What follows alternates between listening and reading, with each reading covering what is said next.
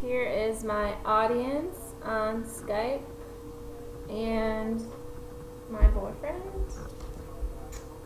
Alright.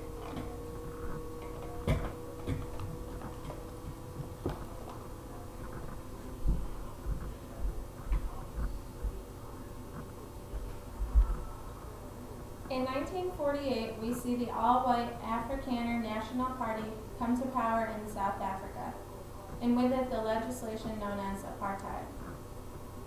The idea of separateness was nothing new to South Africans, but this was the first time it was enforced to such an extreme level.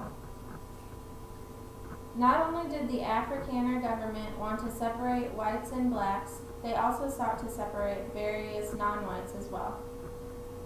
Those blacks living on white territory were forced out of their homes, relocated, and their land was sold off to white farmers. Non-whites were also required to carry around passbooks containing authorized documentation allowing them into restricted areas. If they were caught without their passbooks, they were sent to prison. Apartheid policies suppressed the rights of non-whites drastically. Some policies of the apartheid legislation included, but were not limited to, illegal mixed-race marriage, separated public facilities, and the denial of any government participation. Opponents met these policies with strikes and peaceful protests, but it wasn't long before the peace was met with repeated violence from the national government. Amongst the opponents was the face of apartheid opposition, Nelson Mandela. Nelson Mandela was born into a royal family in South Africa and was one of 13 children, 9 girls and 4 boys. From his entire family, he became the first to emerge with a formal education, attending a primary and secondary school during his youth, then receiving his Bachelor of Arts from the University of South Africa. Mandela started his college career at the University of Fort Hare, but was unable to graduate from this location due to being expelled from student protests. While in college, he met key activists and role models who would later contribute to his career path and success as a full-time human rights activist. Most of us are familiar with Nelson Mandela from the role he played in ending apartheid in South Africa. In 1944, Mandela joined the ANC, or African National Congress, which was a group that fought against racism, particularly defending Africans. According to a Nelson Mandela biography on History.com, Mandela and his partner opened the first black law firm in 1952 in order to help the victims of apartheid. Through his role in ANC, Mandela participated in many unsuccessful strikes and protests. The ANC was an advocate for reaching agreements through peaceful measures, and it wasn't until the national government suppressed their protests with repeated violence that ANC members began retaliating with violence. Mandela spoke for 3 hours at the dock of his Rivonia trial in 1964.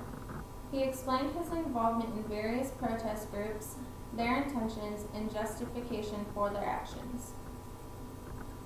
During his 1964 Rivonia trial speech, Nelson Mandela said, quote, "It showed that a government which uses force to maintain its rule teaches the oppressed to use force to oppose it." End quote. And listed 4 forms of violence, each of which needed to be exhausted before moving to the next one. These 4 forms were sabotage, guerrilla warfare, terrorism, and open warfare. When violence was decided upon, a second group broke off of the ANC, known as Umkhonto weSizwe, or MK for short. This was the more violent branch of the ANC, which Mandela admitted to being a part of in his trial speech. These members believed violence was the only way they were going to see success with suppressing white supremacy. Acting out caused many jail sentences, including a couple for Mandela himself.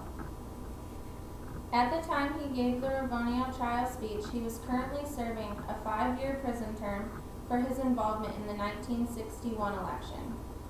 He was then arrested for several counts of sabotage along with 9 other leaders, 8 of which were found guilty and arrested.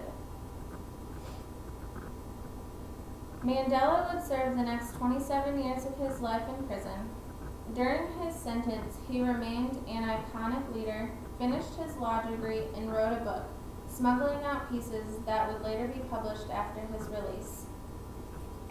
When Nelson was freed, he continued his quest to end apartheid and went on to become the president of South Africa in 1994. During his presidency, he instated various programs to improve the living standards of blacks, as well as a new constitution focusing on a stronger central government and zero tolerance for discriminations against all minorities. In an article in South African history, the Rivonia trial was known as the trial that changed South Africa.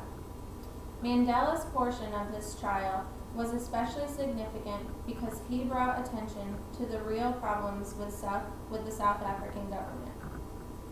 He elaborated on the ANC and MK intentions, and despite the consequences, he justified their actions. Concluding his speech, Nelson said, quote, "During my lifetime, I have dedicated myself to the struggle for the African people. I have fought against white domination and have fought against black domination. I have cherished the ideal of a democratic and free society which all persons live together in harmony with equal opportunities. It is an ideal which I hope to live for and to achieve. But if needs be, it is an ideal which I am prepared to die." End quote. Mandela's presence was powerful and uplifting.